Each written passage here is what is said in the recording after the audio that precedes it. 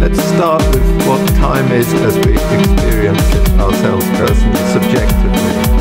My impression of time is that I see a succession of pictures, as it were, a succession of snapshots changing continuously one into another. I'm looking at you, you're nodding your head in agreement. Right. So that's the starting point. Now, I think this shows that without that change, we wouldn't have any notion of time, without those differences. And certainly, if one had just a record showing just one completely unchanging picture, you couldn't tell whether time had passed or whether nothing had happened at all. Sure. So that's the starting point. Now, interestingly, Isaac Newton insisted that even if absolutely nothing at all happened, time would be passing. And that, I believe, is completely wrong, because we really need evidence for things. That wouldn't pass muster in a law of form. So we have to have something that is changing so that we can confirm claims that are made. And bit by bit, scientific notions of time have built up. And people learn, first of all, that the rotation of the stars across the sky, first of all the sun, but then they realized that the stars were a more accurate measure of time. And for 2.5 millennia, it was the motion of the stars across the sky, and you said it's midday when the sun is due south. Now that shows again that positions of objects are more fundamental than the passage of time, because you needed to know when the sun was due south to say it's midday now. Certainly defining time. Defining time, yes. But even being aware that there is something called time, you need to have that change. If one just took photographs of the day and there's nothing changed in the photograph, you can't say whether time has passed. Correct, but it may be that time has passed, and you just can't say. Well, I would only prefer to put a name on something that I can see. Okay. If I eat an apple, I want to have the taste of an apple, and I want to have the real taste of time. I don't want to have something non-existent. So that's my view on that. Now, as people studied things more, bit by bit, notions of time, people started to measure time and to actually successfully make clocks and things like that. And the really major change came with Isaac Newton, who formulated laws of motion, which still work extraordinarily well to this day. And that explains actually why we're able to keep appointments, because it does ultimately explain why watchmakers make watches which march in step. But what is really happening, they're not marching in step with time, they're marching in step with each other. That's the key thing.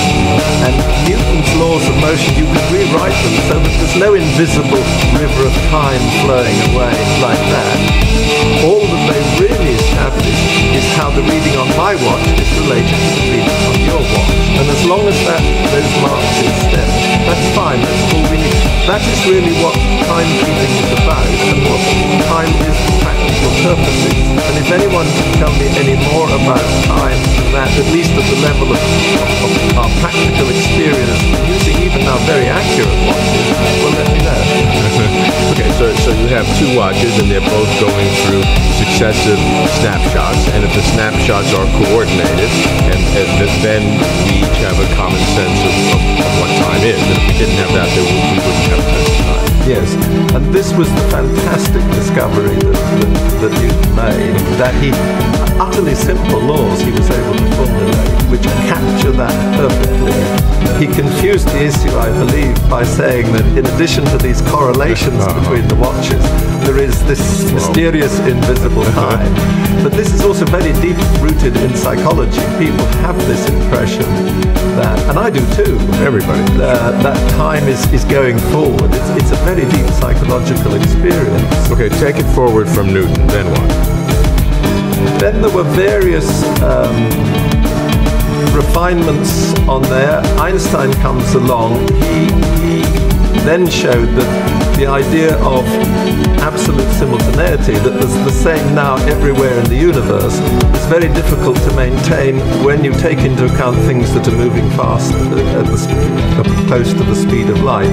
So this changed notions of time very much in relativity, but in fact when it comes down to what a clock is and why clocks can march in step, what Einstein did is really a relatively minor change to what Newton did. And in fact, strangely, Einstein paid a lot of attention to how you define simultaneity at spatially separated points. But I've looked carefully at his papers and his letters, and he never seems to have spent much time on thinking about how do you define duration? What does it mean to say that a second a day is the same as a second tomorrow? It's quite a strange gap in his thinking, and I don't think he really did have a particularly good idea of what a clock meant. That is great. Okay, so what can we conclude? Where does this leave us? As long as we stay within classical physics, I think that's about all we can say. We don't need... There comes a point where we can't say any more at a certain stage. We've reached a plateau, and I think that one had reached a plateau until quantum mechanics was discovered. Now, quantum mechanics is in some ways very like Newtonian theory, but in other ways it's very, very different.